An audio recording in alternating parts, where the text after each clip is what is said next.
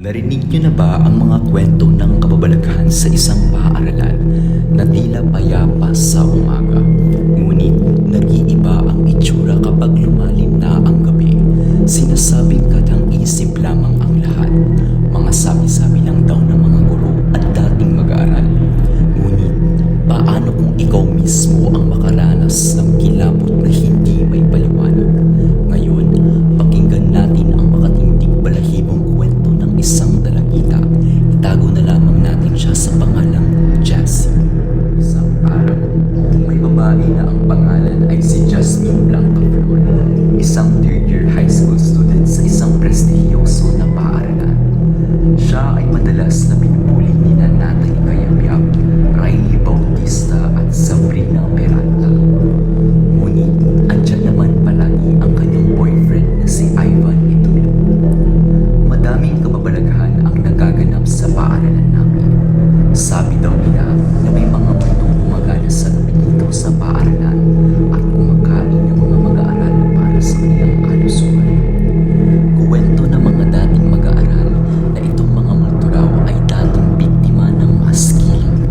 Pagkatapos ng klase ni Jasmine, nakita niya ang kanyang boyfriend na nakasandal sa kanyang locker, naghihintay sa kanya. Mabuti naman at dumating ka. Akala ko iniiwasan mo na ako. Hindi naman. Matagal lang kasi klase namin. Ganun ba? Halika, may pag-uusapan tayo. Aba. Tignan nyo naman.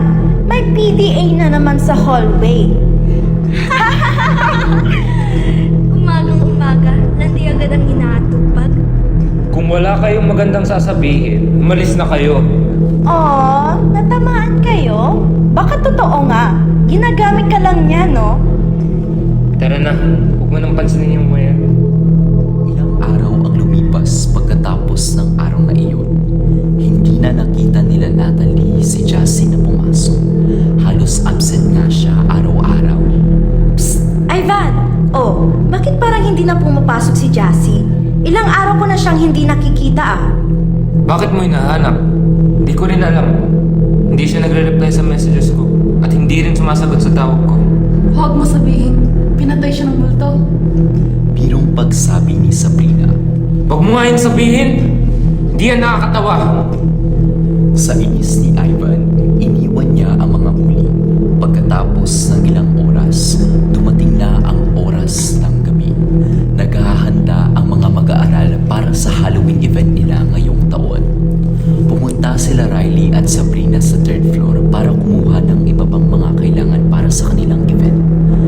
Pumasok sila sa isang classroom na madilim. Hindi maon ang ilaw sa kwarto, ngunit pumasok pa rin silang dalawa. Pagpasok nila, inoon ni Sabrina ang kanyang ilaw sa cellphone at bigla-bigla na lang nagsarado ang pintuan.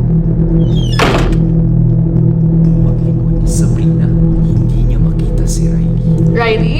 Hoy! Saan ka? Siya ay nakaupo, nagpuputing-ting ng anumang kailangan. Maya-maya, may malamig na hangin na dumaan sa balat ni Sabrina. Yung lamig, kasing lamig ng hangin sa libingan. Pagtayo ni Sabrina, saka lamang nagpakita si Riley. Hoy! Diyos ko! Saan ka pumunta? Naghanap din ng mga kailangan. Bakit? Alis na nga tayo dito. Ang lamig at madilim pa rin. Pagkatapos na sinabi yun ni Sabrina, saka lamang nag-on ang ilaw. Hoy! Sino nag-on ng ilaw? Malay ko ba? Tayong dalawa lang naman nandito. Umalis ang dalawa sa classroom at bumaba uli. Kinabukasan, nag-anunsyo ang guro nila Natalie, Riley, Sabrina at Ivan. Hindi sila makapaniwala sa kanilang narinig dahil natagpuan nila na patay na si Jasmine. Nung lunchtime, kinausap ni Natalie muli si Ivan. Hoy, Ivan! Ano yung kanina ha? Patay na si Jasmine? Alam mo na ba ito? Hindi. Nagkita lang kami nung araw na bago siya nawala. Hindi ko na siya kasama nung gabing yun. Hindi makapaniwala si Natalie sa kanyang narinig. 3 araw na lang ang lilipas bago ang Halloween event. Hindi na pinansin nila Natalie ang balita na narinig nila nung umaga para wala silang isipin. Ngunit dito makikita na nag-aalala rin pala sila Natalie.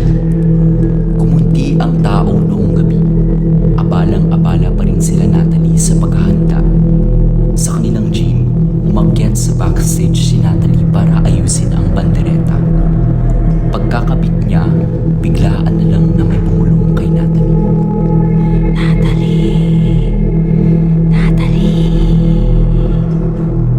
Ng kaliwa at kanan itong si Natalie. Jasmine? Tawag ni Natalie kay Jasmine, ngunit walang sumagot.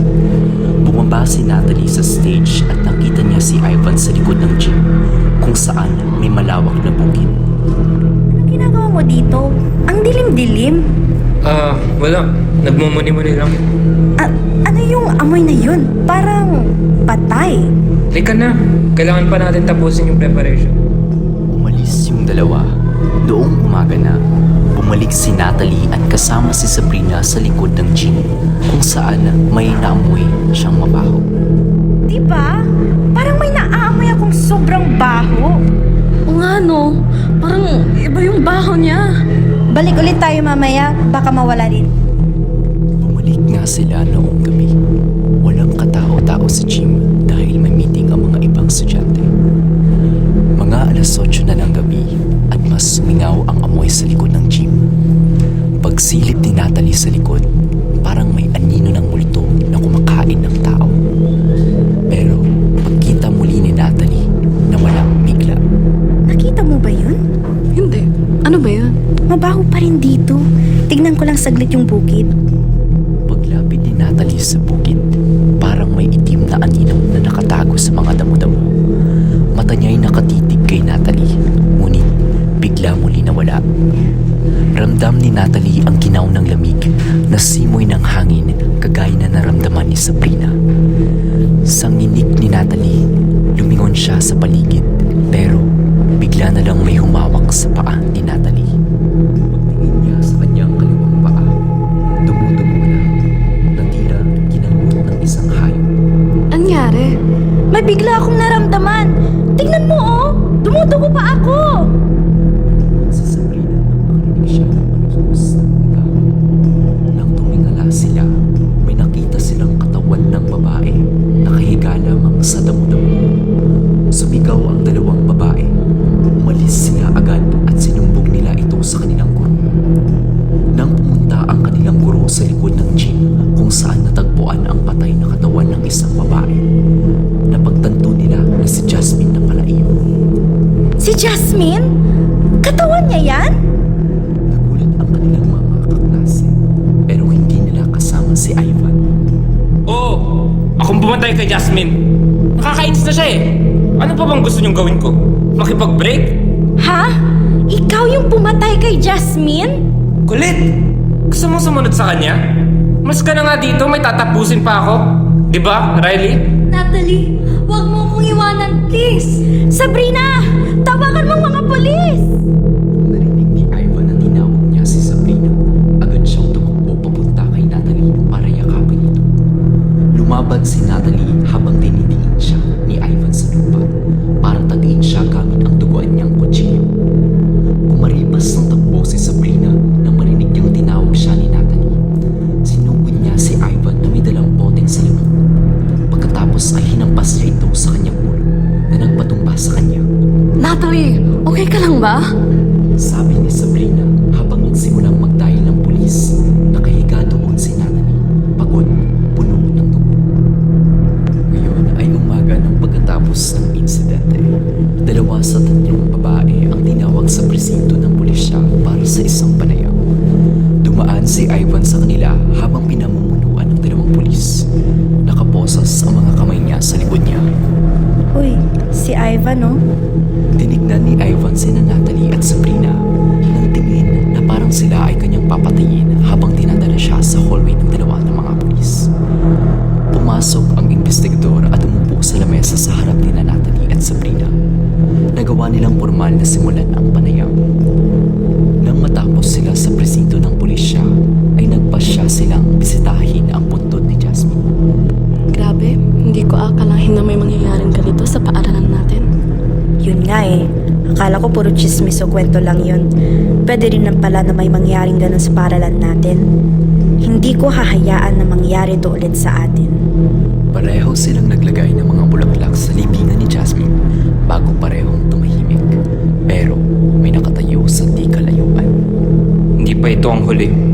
matitikman ninyo ang puot ng aking kamay na minsan nyo akong pagtataksilan.